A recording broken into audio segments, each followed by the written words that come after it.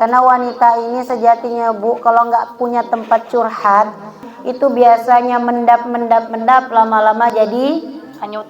penyakit. Nah, di antara penyakit fisik yang membuat awalnya dari hati dan muncul menjadi penyakit, itu adalah gara-gara memendam perasaan. Ibu banyak mendam perasaan, Bu? Enggak ya, Bu ya. Ibnu Qayyim mengatakan salah satu sebab wanita itu terhalang masuk surga. Bu, mau masuk surga? Mau masuk surga semua kan? Nah, ternyata ada sebab yang menghalangi wanita itu bisa masuk surga karena terlalu baper. Tahu baper, Bu? Mudah terbawa oleh perasaannya. Kenapa? Wanita kalau sudah terbawa oleh perasaan, emosinya tidak bisa dikontrol. Betul nggak? Betul.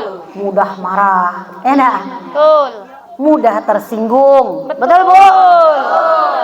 Number one. Yang penyakit parah itu kalau sampai menyimpan dendam.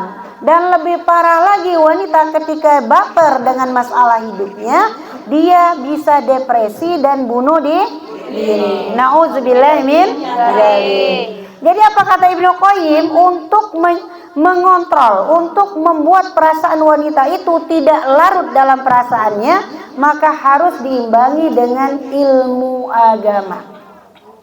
Jadi penyebab seseorang itu sulit ya, payah untuk masuk surga karena perasaannya itu tidak diimbangi dengan ilmu agama. Kosong ilmu, tapi perasaan dibawa sampai ke dalam. Ujung-ujungnya dia tersiksa dengan dirinya sendiri. Betul lah, Bu? Betul. Makanya wanita itu wajib dia belajar ilmu agama. Coba kalau dengan ilmu, insya Allah dia akan dituntun dan dikontrol perasaannya. Ibu kalau lagi stres, tiba-tiba bawaannya manyun, mau marah, mau apa semuanya ya. Nah ingat, ya Allah, aku kan punya Tuhan, enak. Ya Allah, aku kan ada Allah yang menjagaku. Nah itu artinya seseorang itu sudah punya ilmu, sudah punya pemahaman tentang agamanya. Dari mana dia dapat? Dari dia belajar. Nah ibu-ibu, tempat kita belajar itu di mana, Bu? Majelis taklim. Banyak. Bisa ibu-ibu melalui majelis taklim, kumpul, datangkan ustadz atau ustazah. Bisa ibu-ibu di media sosial, dengar kajian-kajian ceramah. Bisa ibu-ibu nongkrong, misalnya rame-rame, kemudian dengar teman-teman yang mungkin sering menasehati kita. Jadi menuntut ilmu itu kewajiban, Bu. Jangan anggap udah tua nggak perlu menuntut ilmu. Ya nih. Jangan merasa karena udah usia kita tua, usia kita sudah kita sudah menikah, maka tidak wajib lagi menuntut ilmu. Padahal ilmu agama itu wajib. Kata Rasulullah SAW dalam hadisnya, "Utlubul ilma minal mahdi ila lahdi." Tuntutlah ilmu itu sejak dari kita kecil ya, buayan sampai mau mati. Jadi wajib, Bu.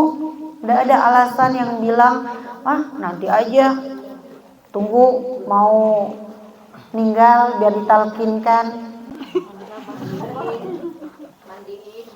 Ya.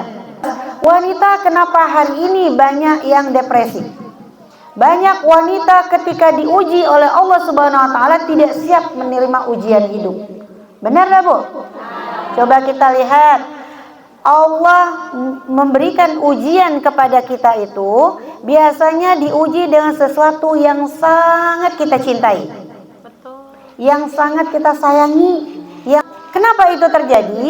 Karena Allah katakan dalam surat Al-Mulk, "Allazi khalaqal mauta wal hayata liyabluwakum ayyukum ahsanu amala." Allah memberikan ujian kepada manusia itu sejatinya untuk apa? Untuk menguji kita siapa di antara kita yang paling baik amalnya. Jadi orang-orang yang siap diuji, orang-orang yang tahan dengan ujian, artinya dia termasuk orang yang lolos ujian. Ketika diuji oleh Allah, dia tetap dekat kepada Allah dan tetap taat menjalankan perintah Allah, bukan lari dari Allah. Ada orang diuji dengan kehilangan orang yang disayanginya. Tiba-tiba Allah uji anaknya meninggal dunia. Inna lillahi wa inna ilaihi raji'un. Kenapa Allah uji dengan itu? Karena dia terlalu sayang sama anaknya. Kesayangan sama anaknya terlalu berlebihan, Allah uji dengan dipanggil anaknya. Udah mengalami itu tekanan, sedih yang berkepanjangan. Ya dah Bu? Pernah mengalami itu Bu? Sedih yang begitu dalam. Ada wanita tiba-tiba diuji dengan suaminya punya istri lagi. Nauzubillah min dzalik. Sehingga dia merasakan sebuah tekanan mental yang begitu berat. Ya Allah, kenapa aku diuji dengan berat ini? Ya Allah, kenapa suami aku begitu? Mungkin kata Allah, kamu itu terlalu cinta sama suamimu. Terlalu berlebihan, takut kehilangan, sehingga Allah bilang coba deh diuji dengan begini. Tapi nggak mau Bu ya. Ibu sayang dengan harta sehingga ibu simpan sampai di dalam tanah. Di mana lagi Bu? Ibu taruh di bank ya. Ibu taruh di bawah kasur. Di mana lagi Bu? Saking sayangnya dengan harta, ibu malas sedekah. Ibu nggak mau keluar zakat. Ibu nggak mau berbagi dengan orang lain. Akhirnya Allah apa? Rayap. Duit yang di dalam tanah habis dimakan rayap. Beda. Uang yang di bank tahu-tahu kebobolan. Kan ada ya? Nah, uang yang disimpan di rumah, tahu-tahu anak pengen sesuatu, embat aja diambil punya ibunya. Ya kan gitu. Allah uji dengan kehilangan sehingga kita merasakan sedih yang luar biasa. Ketika wanita berada di titik seperti ini, maka yang menuntun hidup kita bisa selamat itu cuma iman, Bu. Ibu nangis boleh. Ibu sedih, nangisnya dibolehkan Bu, jangan ditahan.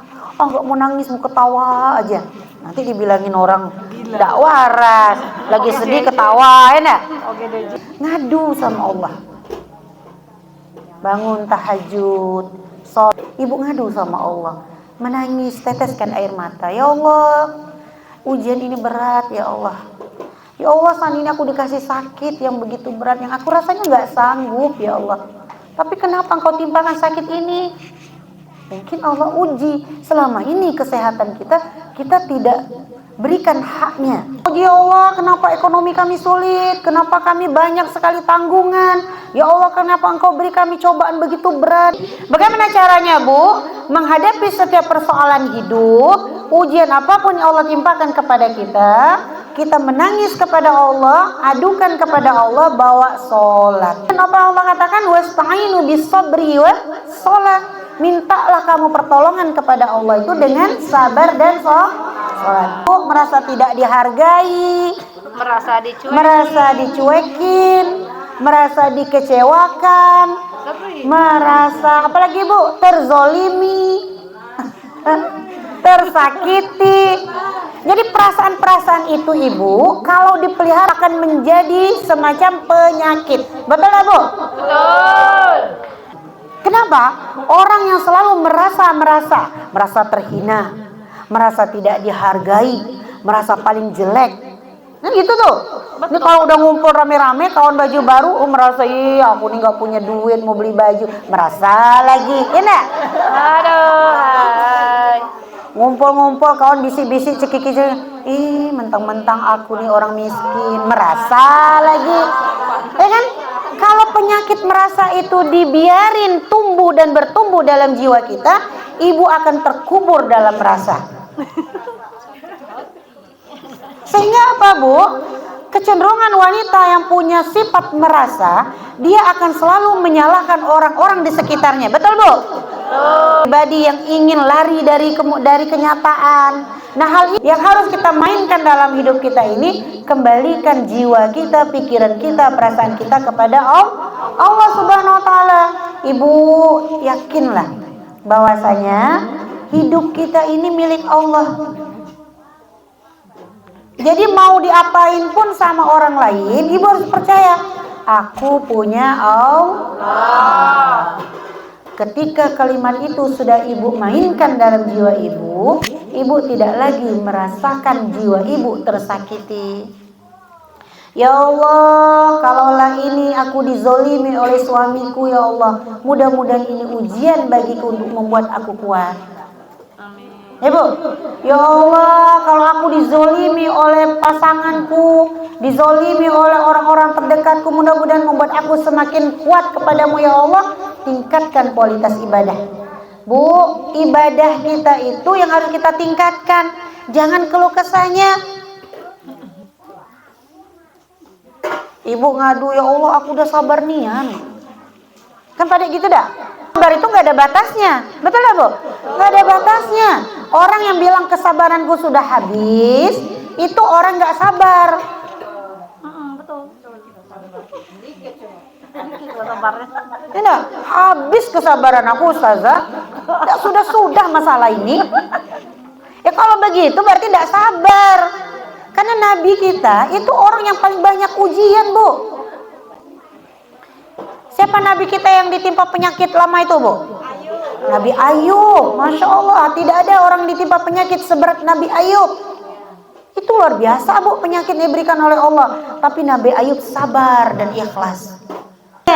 Banyak orang dekat sama Allah ketika diuji. Tapi banyak orang diuji dengan nikmat jauh dari Allah. Nauzubillah min zalik. Padahal semua yang Allah kasih itu adalah ujian. Ibu dikasih nikmat oleh Allah, rezeki lancar. Amin. Anak-anak sehat. Suaminya soleh. Kalau dikasih hidup aman-aman saja, ya Ibu, aman ya. Jangan terlena di zona aman. Jangan terlena, Bu. Kenapa? Karena orang yang terlena di zona aman adalah orang-orang yang Allah biarkan dia dalam keenakannya itu, sehingga di suatu saat dia akan terpuruk dan jatuh, dan dia tidak punya diberi kesempatan untuk bertaubat. Nauzubillah min zalik. Jadi ketika dikasih nikmat, semakin dekat sama Allah, semakin rajin ibadahnya. Ya Allah, tiba-tiba suami ngasih uang 10 juta. Alhamdulillah. Korupsi itu.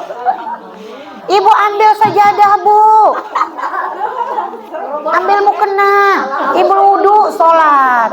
Ya Allah, terima kasih ya Allah. Ini kalau mau nangis saja, mau sholatnya rajin. Dikasih uang 10 juta, alhamdulillah ya Allah, aku mau bangun tengah malam tahajud. Ada enggak, Bu? Dikasih nikmat lupa ibadah. Harusnya dikasih nikmat itu ibu lebih kencang kuat ibadahnya, sholatnya lebih kencang, ibu baca Qurannya lebih kencang, apalagi sholawatnya lebih kencang, sedekahnya lebih kencang. Katakan orang banyak menangis baru cari Allah. Ya Allah, kok begini nih nasib aku ya Allah. Yes, ya. Ya Allah, utang aku belum lunas-lunas. Ya Allah, aku belum dikasih anak. Ya Allah, ya segala macam keluhan itu membuat orang menjadi dekat sama Allah. Tapi tadi ketika dikasih nikmat oleh Allah, tiba-tiba lupa dengan Allah. Itu penyakit manusia. Nauzubillah min. Jadi harusnya bagaimana, Bu? Harusnya hidup ini, apapun yang Allah berikan kepada kita, tetap kualitas ketaatan kita itu tetap sama.